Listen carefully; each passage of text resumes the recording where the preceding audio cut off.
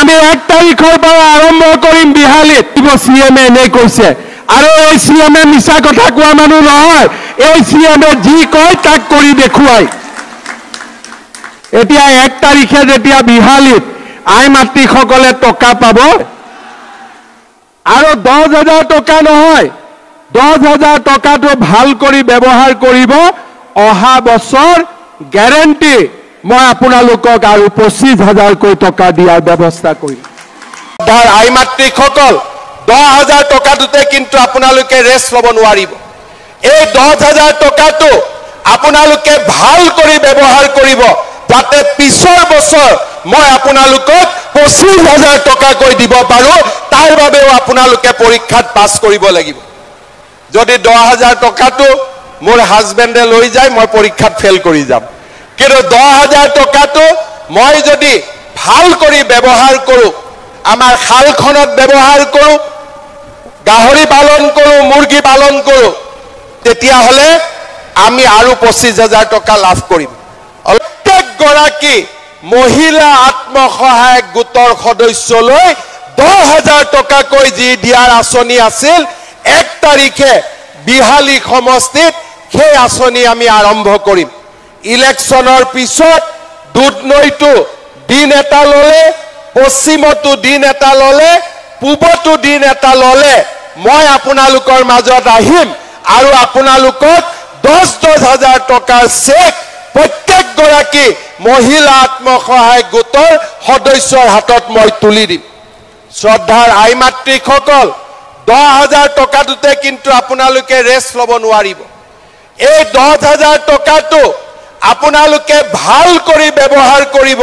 যাতে পিছৰ বছৰ মই আপোনালোকক 25,000 টকা কৈ দিব পাৰো তাৰ বাবেও আপোনালোকে পৰীক্ষাত পাছ কৰিব লাগিব যদি 10,000 টকাটো মোৰ হাজবেণ্ডে লৈ যায় মই পৰীক্ষাত ফেল কৰি যাম কিন্তু 10,000 টকাটো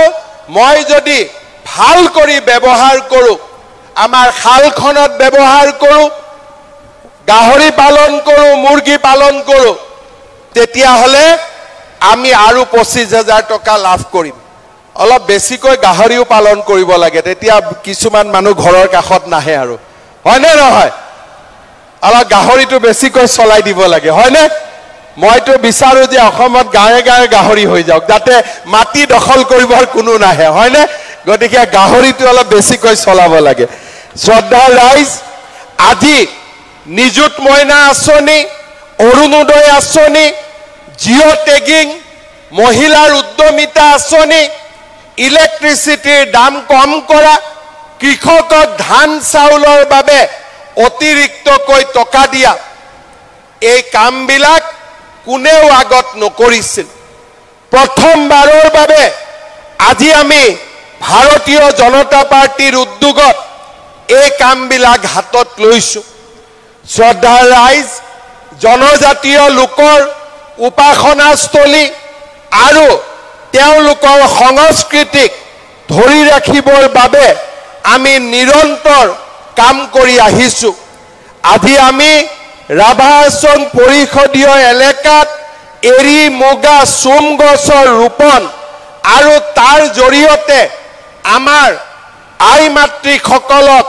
স্বাৱলম্বী কৰাৰ বাবে আমি নিশ্চিত আঁচনি গ্ৰহণ কৰিছো মই আপোনালোকক জনাবলৈ পাই ভাল পাইছো যে আমাৰ সকলোৰে প্ৰচেষ্টাত আমাৰ দুধনৈত ইতিমধ্যে আয়ুৰ্বেদিক কলেজৰ নিৰ্মাণৰ কাম আৰম্ভ হৈছে দীনদয়াল মহাবিদ্যালয়ৰ কাম আৰম্ভ হৈছে আৰু খুব কম দিনৰ ভিতৰতে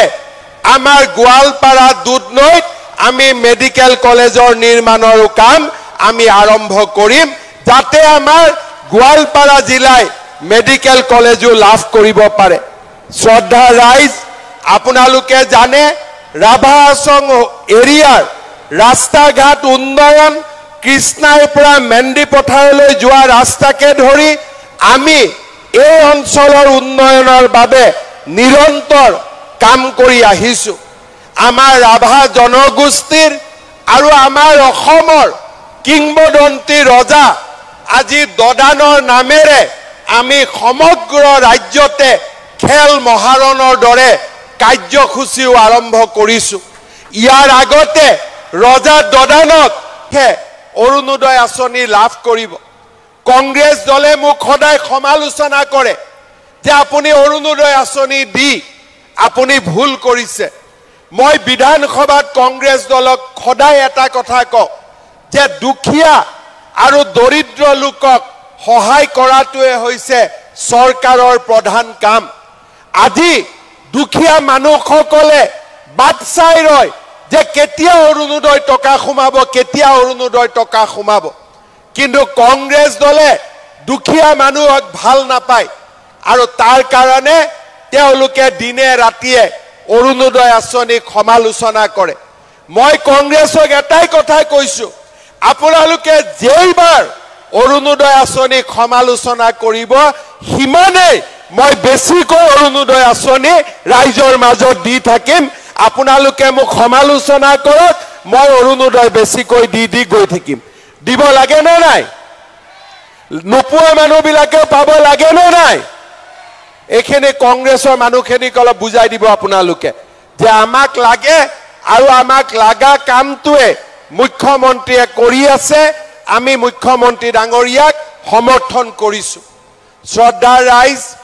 যিবিলাক পৰিয়ালৰ হাতত ৰেচন কাৰ্ড নাছিলে, যোৱা এবছৰত আমি নতুনকৈ বহুত পৰিয়ালক ৰেচন কাৰ্ড দিলোঁ। এই পঞ্চায়ত ইলেকশ্যনৰ পিছত আমি আৰু 6 লাখ পৰিয়ালক আমি ৰেচন কাৰ্ড দিম। আগতে ৰেচন কাৰ্ডত আপোনালোকে বিনামূল্যত চাউল পাইছিলে। এতিয়া আমি সিদ্ধান্ত লৈছোঁ যে ৰেচন কাৰ্ডত বজাৰতকৈ 25 টকা কম দামত আমি আপোনালোকক 1 কেজি দালিও আপোনালোকক ৰেচন কাৰ্ডৰ জৰিয়তে আমি দিম। সেই সিদ্ধান্তও আমি লৈছোঁ। দালিৰ লগতে আমি ৰেচন কাৰ্ডত আপোনালোকক 1 কেজিকৈ চেনিও বজাৰতকৈ 25 টকা কম দামত আমি দিয়া আৰম্ভ কৰিম আৰু বজাৰতকৈ 10 টকা কম দামত আমি নিমখো আপোনালোকক ৰেচন কাৰ্ডৰ জৰিয়তে দিয়াৰ কাম আৰম্ভ কৰিম। আগতে পাইছিলে মাত্ৰ চাউল, কিন্তু বিনামূলীয়া চাউল আমাক মোদী ডাঙৰীয়াই দি আছে, মোদী ডাঙৰীয়াই দি থাকিব। কিন্তু চাউলৰ লগতে দুখীয়া মানুহৰ যাতে আৰু সহায় হয় তাৰ কাৰণে বজাৰতকৈ 25 টকা দামত আমি আপোনালোকক এতিয়াৰ পৰা 1 কেজি দালি, 1 কেজি চেনি আৰু বজাৰতকৈ 10 টকা দামত আমি আপোনালোকক 1 কেজি নিমখো দিয়াৰ ব্যৱস্থা কৰিম। শ্ৰদ্ধাৰ ৰাইজ, 1250 টকা অৰুণোদয়ত পালোঁ, চাউল বিনামূলীয়াকৈ পালোঁ আৰু তাৰ উপৰিও দালি, নিমখ, চেনি এই 3টা সামগ্ৰীও আমি ৰেচন কাৰ্ডৰ দোকানৰ পৰা এতিয়াৰ পৰা আমি লাভ কৰিম। শ্ৰদ্ধাৰ ৰাইজ, ইয়াৰ আগতে অসমত কোনো চৰকাৰে এই ধৰণে দুখীয়া মানুহৰ কাৰণে কাম কৰিব বিচৰা নাছিল। শ্ৰদ্ধাৰ ৰাইজ, এইবাৰ আমি সিদ্ধান্ত লৈছোঁ যে প্ৰত্যেকবাৰে ৰাইজে মোক অনুৰোধ কৰে যে ইলেক্ট্ৰিচিটিৰ মাচুলটো অলপমান কমাই দিব লাগে। মই আপোনালোকক ঘোষণা কৰি ভাল পাইছোঁ যে 1 এপ্ৰিলৰ পৰা আমি ইলেক্ট্ৰিচিটিৰ বিলো প্ৰতি ইউনিটত 1 টকাকৈ আমি দাম কমাই দিবৰ বাবে আমি সিদ্ধান্ত লৈছোঁ। এই 1 এপ্ৰিলৰ পৰা ইলেক্ট্ৰিচিটিত যদি আগতে আপোনালোকে 6 টকা প্ৰতি ইউনিটত দিছিলে, 1 এপ্ৰিলৰ পৰা আমি 1 টকা দাম কমাই দিম আৰু বছৰৰ শেষৰ ফালে যদি আমাৰ অৱস্থা ভাল হৈ থাকে মই ইলেক্ট্ৰিচিটি বিল আৰু 1 টকা বছৰৰ শেষৰ ফালে কমাই দিয়াৰ বাবে চেষ্টা কৰিম। 1 টকা 1 এপ্ৰিলৰ পৰা কমিব আৰু বছৰৰ শেষৰ ফালে আৰু 1 টকাকৈ কমাই দিয়াৰ বাবে আমি মনত চিন্তা ৰাখি থৈছোঁ। শ্ৰদ্ধাৰ ৰাইজ, আমাৰ চৰকাৰ আগতে অহাৰ আগতে আমাৰ কৃষক